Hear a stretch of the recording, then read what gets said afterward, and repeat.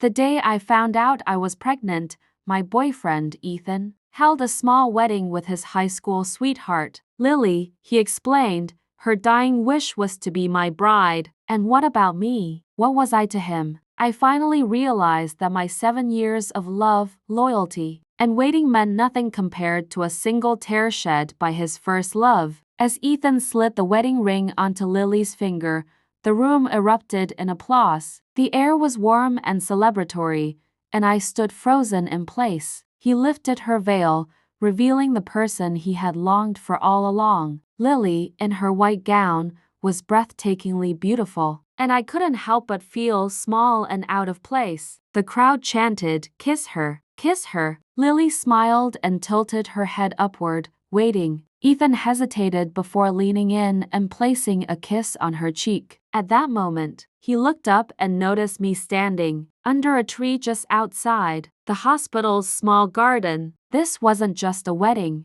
it was a wedding in a hospital, adding a bittersweet beauty to the ceremony. But to me, it was a nightmare. The man who once promised me forever was now pledging his life to someone else. I stood there motionless, the chill in the air wrapping around me as tears blurred my vision. The wedding came to an abrupt pause as all eyes turned toward me. "Who is that?" a guest whispered. "She doesn't even compare to the bride," someone else muttered, their disdain cutting like a knife. Lily saw me too. She frowned slightly, her expression impossibly composed, like a porcelain doll. Ethan panicked. He dropped her hand and moved toward me. "Amelia, wait," he called out. But Lily clung to his arm, tears welling in her eyes. "Ethan, the wedding can't continue without the groom." His body turned slightly toward me, but his heart was clearly tethered to Lily. What was I waiting for? I couldn't stand there and humiliate myself any further. I turned and left. "Amelia," he shouted, his voice hoarse. I heard the chaos behind me,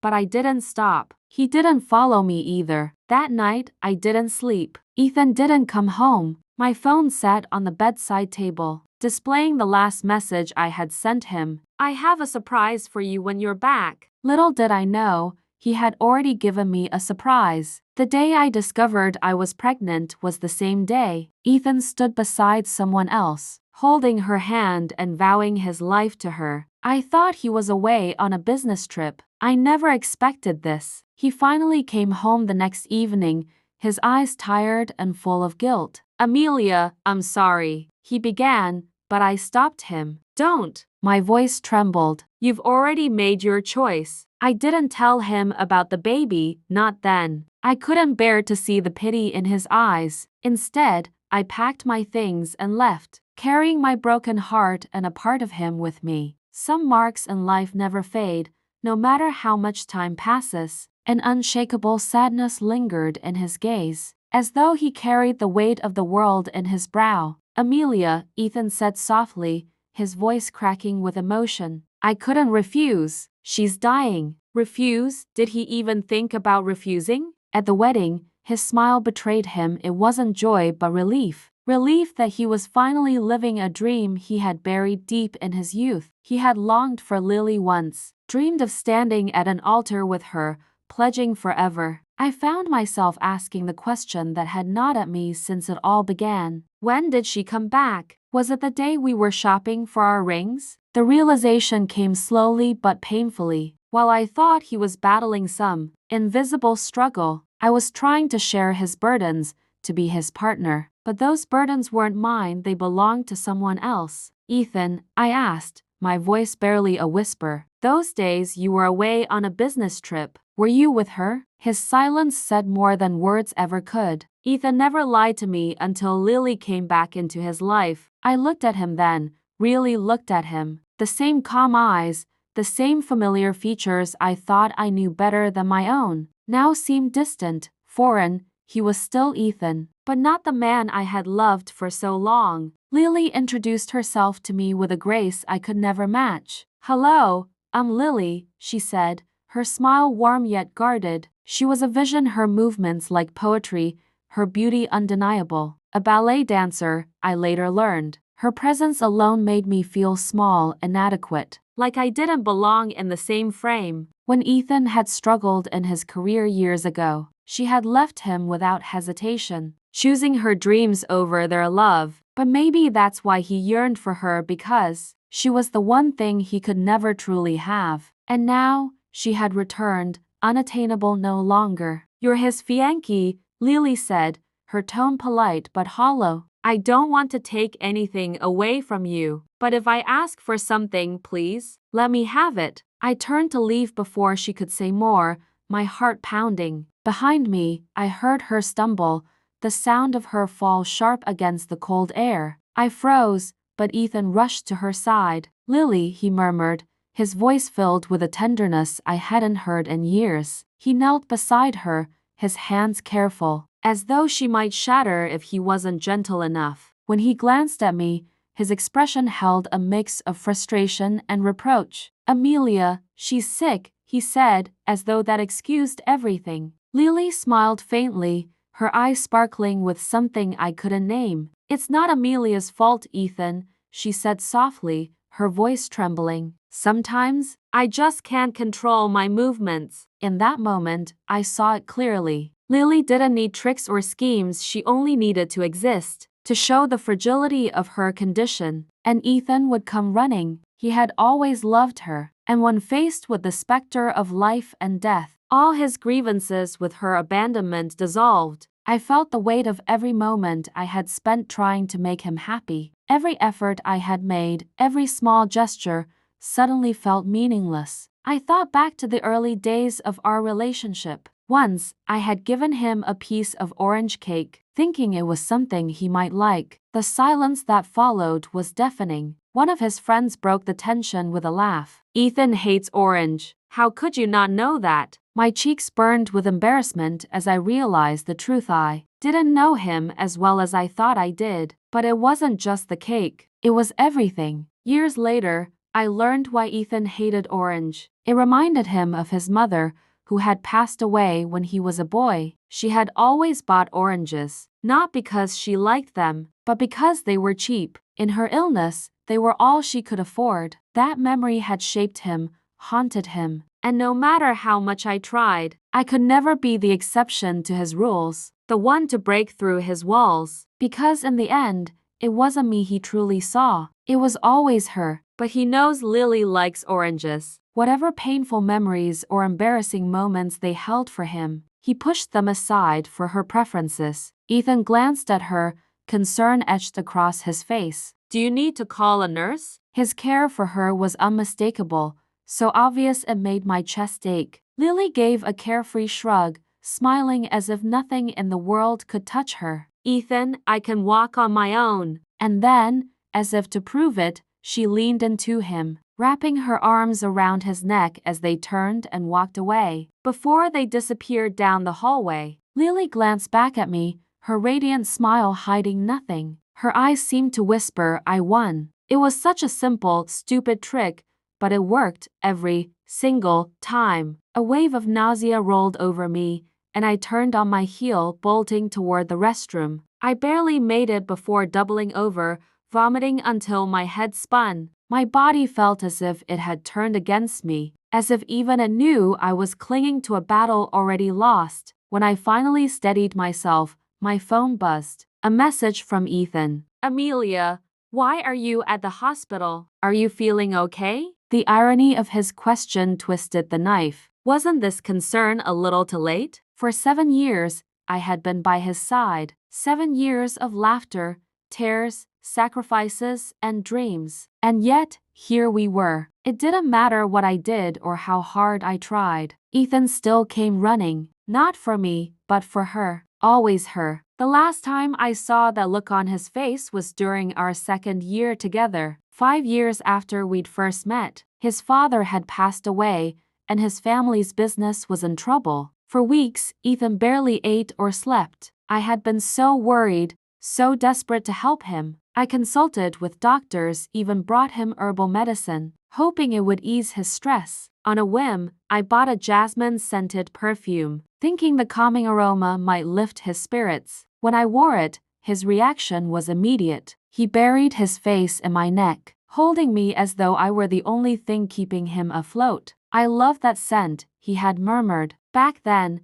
I thought it was me he loved. But today, standing outside the hospital room, I finally understood the truth. It wasn't me he cherished, it was what I reminded him of. Unknowingly, I had become a stand-in for Lily, the woman who had left him but never truly let go of his heart. Ethan stood by the door now, guilt plain on his face. His usual calm demeanor was shaken, and I could see faint red marks on his cheek, probably from some tense exchange with Lily. I met his eyes, my voice trembling with anger and despair. "Do you know how disgusting this is to me?" I hissed. "You chose that perfume, didn't you? You knew it was the same one she used to wear." He paled instantly, his composure crumbling. "Amelia, it's not what you think. Please, let me explain." "Explain?" I scoffed. "You didn't find it nauseating yourself, using me as her substitute?" "She's dying, Amelia," he said quietly,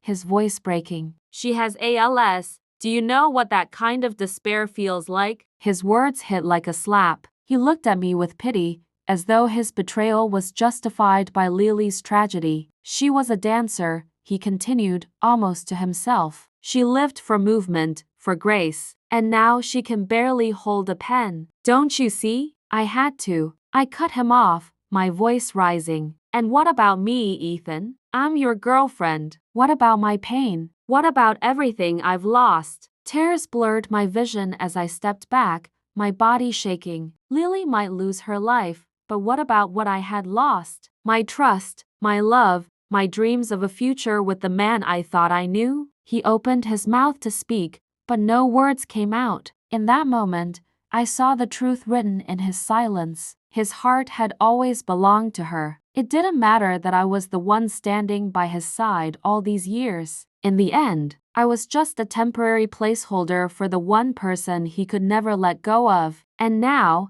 as I turned and walked away, I knew I couldn't stay and fight for someone who had already chosen someone else. "Are you pitying her to the extent of marrying her? Pitying her so much that you've trampled all over my feelings, leaving me again and again just to run back to her?" My voice trembled, but the pain in my chest was sharper than the words I was throwing at him. Ethan stood there, silent, eyes heavy with something I couldn't quite name. Was it guilt, regret, or just exhaustion from trying to justify what couldn't be explained? "I told you, Amelia," he finally said, his voice low. "She's dying. What am I supposed to do? Just abandon her? Then stop pretending this is about pity." I snapped, the tears burning hot as they fell down my cheeks. "You don't even know whether you're pitying her or still in love with her." The silence that followed was deafening. I let out a bitter laugh, stepping back. "Fine,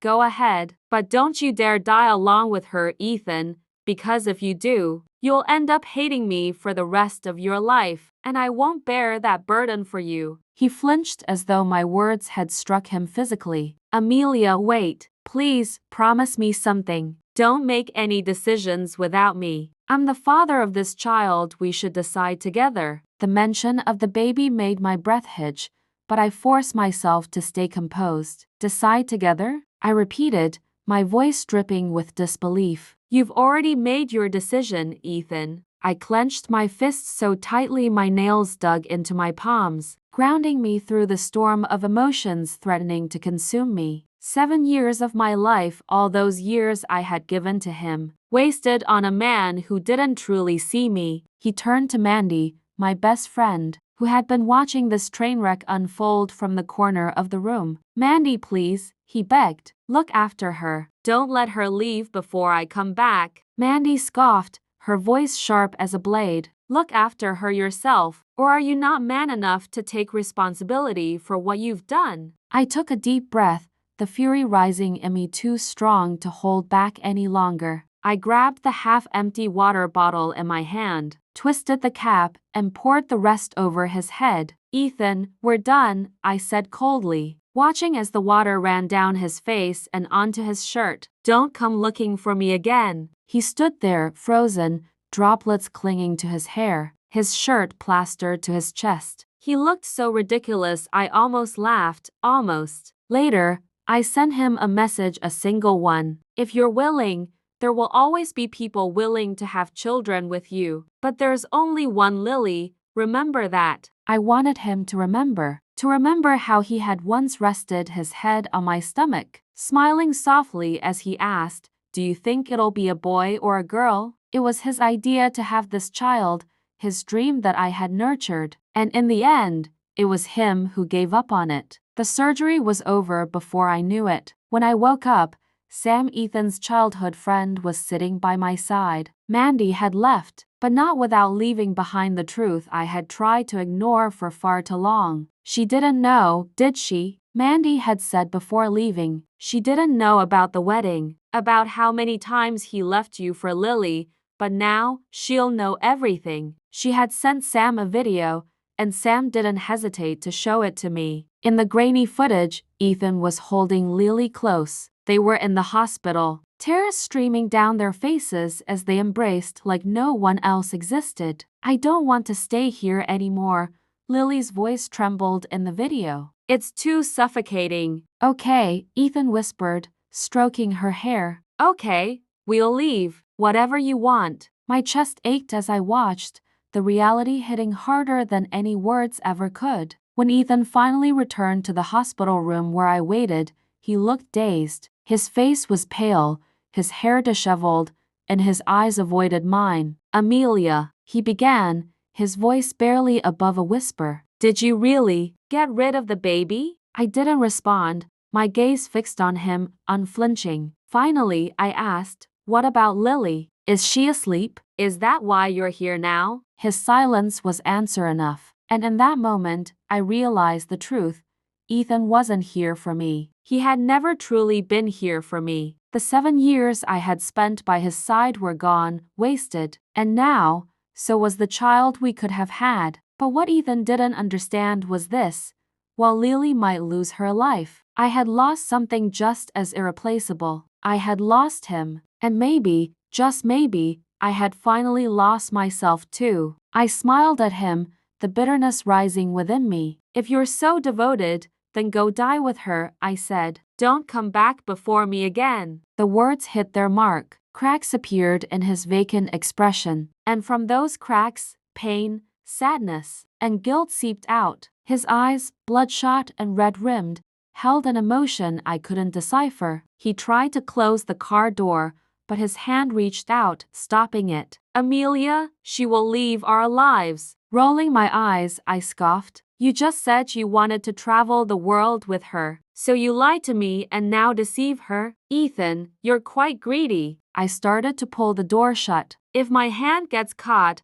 I won't be able to take care of your old flame." But Ethan held firm, not budging no matter how much Mandy scolded him. He wasn't going to let me go, even if it meant losing everything. Sam, from the driver's seat, glanced over at us, his expression heavy. "Ethan, you knew the consequences when you decided to leave me," he said, trying to sound calm, but I could hear the frustration in his voice, and I knew he was tired of playing this part. Mandy shot a sharp look at him, following her gaze to Ethan. "What a show," she muttered, unimpressed by his display of emotions. In the days that followed, I focused on taking care of myself in the rental house, trying to find a sense of peace amidst the chaos. Mandy visited often, filling me in on what Ethan was doing. "He's pestering Sam every day, asking for your address. He's driving me crazy." I smiled, continuing to eat my orange pudding. "Let him keep asking. It doesn't matter anymore." Then, one day,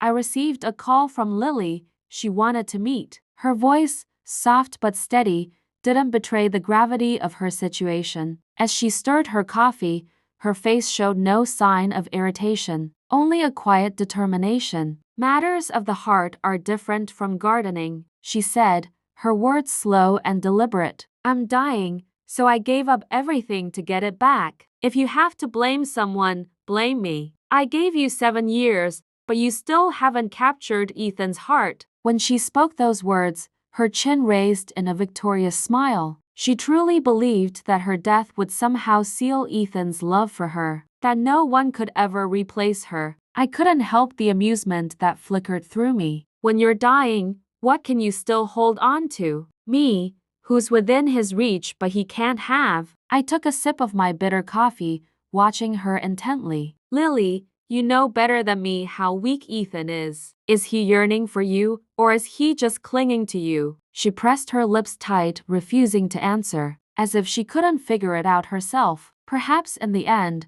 all she wanted was to die beautifully in his arms, thinking that would make him remember her longer. Goodbye, Lily, I said, leaving those words hanging in the air. You can have him, but you'll only be a memory. With that, I walked out of the cafe, leaving her there like a fading rose desperately, trying to cling to what was slipping away. Looking back now, I realized how much time I had wasted. Ethan's career had stabilized, but it had come at the expense of everything else. My own professional plans had been disrupted, my career sidelined to make room for his. And for what? To be part of a twisted love triangle where no one truly won. The months passed, uneventful and empty, and I found myself wondering if any of it had been worth it. In the end, the only thing that remained was the quiet strength I had found in letting go. One day, Mandy came to deliver the wedding invitations. Their wedding had been postponed time and time again due to various reasons, but now they had finally found a venue and a date in that cold winter. As she handed me the envelope,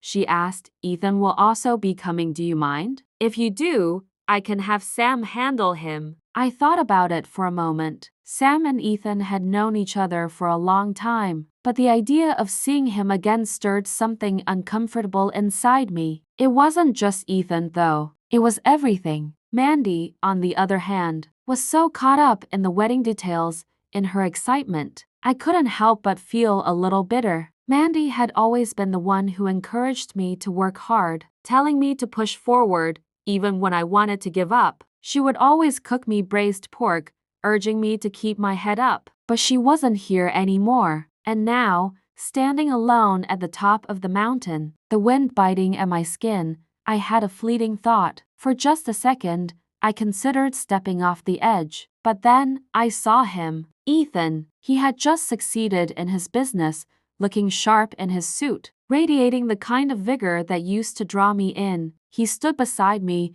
casually saying, "This is the best spot for the school's view. You can see the rainbow from here." I followed his gaze and found myself feeling lost in the memories, only to snap back when I realized Mandy was adjusting her dress. Trying to avoid his eyes, Sam pretended to cough a few times, drawing attention away from the whispers. Mandy gave me a sly look, passing the microphone back to the MC. It was her way of helping me vent the frustration I'd been holding inside. Mandy's laughter cut through the tension. "Aren't you going after her? She might try to commit suicide again later. What if she really dies?" I didn't respond, but I knew the sharp edge of her words. "I don't want to be an accomplice to murder," she added, her voice tinged with sarcasm. Ethan gave me one last, lingering look before walking away. Mandy scoffed, her frustration growing. "That Lily has no foresight. Just seeing her makes me feel unlucky." Sam stepped in,